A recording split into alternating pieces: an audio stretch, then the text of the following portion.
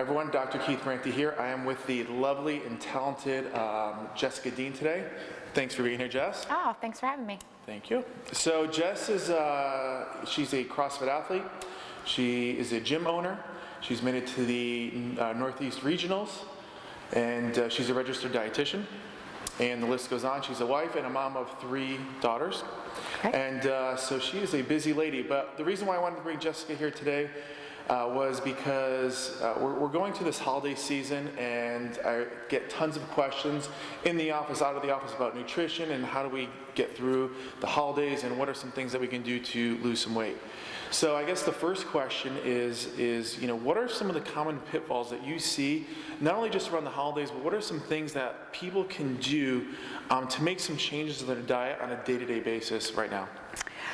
So the biggest thing that I see is people want all or nothing. So they're either all in and following a strict or restrictive diet, or they're out.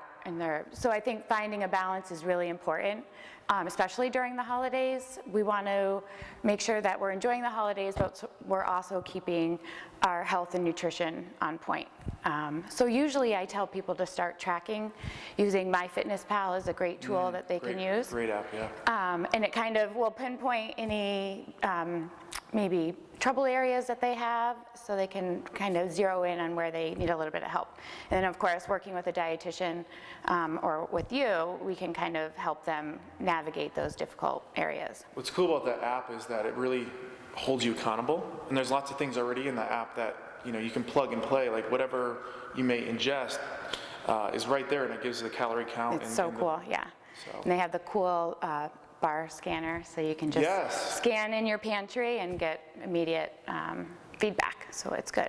So that's MyFitnessPal, wonderful app. 2 thumbs up from me, for sure. So what are some other things? Well, going into holiday parties, we want to go in prepared. I always say, know what your trigger foods are, so I know what my trigger foods are. Come on, be honest. Do you know what your trigger foods are? So just knowing what those foods are and being prepared so we don't eat too much. So going back a little bit, a trigger food is a food that you eat and you have a hard time controlling how much you eat.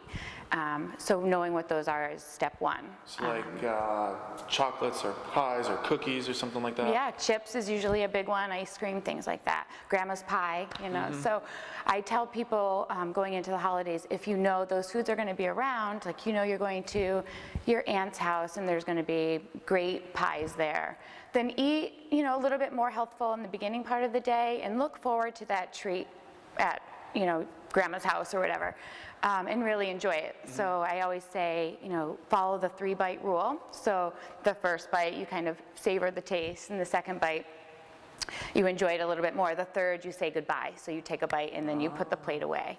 Our taste buds actually are desensitized after the 3rd bite, so it doesn't even matter. So you just take 3 bites and be gone. I didn't know that. Yeah. 3rd bite, your taste buds are desensitized. Awesome, okay. So you're going to a family party. You know that you're going to be at grandma's house or an aunt and uncle's house. So that day leading up to it, what are some things that you can do beforehand? You're going there, at 5 o'clock you're at grandma's house. Right. What are things that you can do leading up, and then all of a sudden you're there and those things are in front of you? So how can you prepare for that? Right. So you just want to make sure the beginning part of your day is healthy. So make sure you have a great breakfast and full of like whole grains and high fiber, maybe focusing on fruits and vegetables, higher protein foods in the morning part of the day. Because when you get to grandma's house, there's probably going to be bread and stuffing and all those Thanksgiving or Christmas or holiday foods. So you want to make sure the beginning part of the day is full with good nutritious stuff.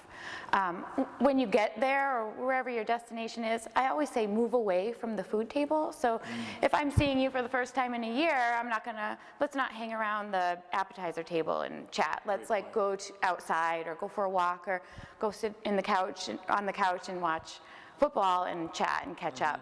Because if we stand near the food, we're going to do a lot of mindless munching. So I always say move the conversation away from that table. Great tip right there. Get away from the table. Just get away from the table. I like it. Okay.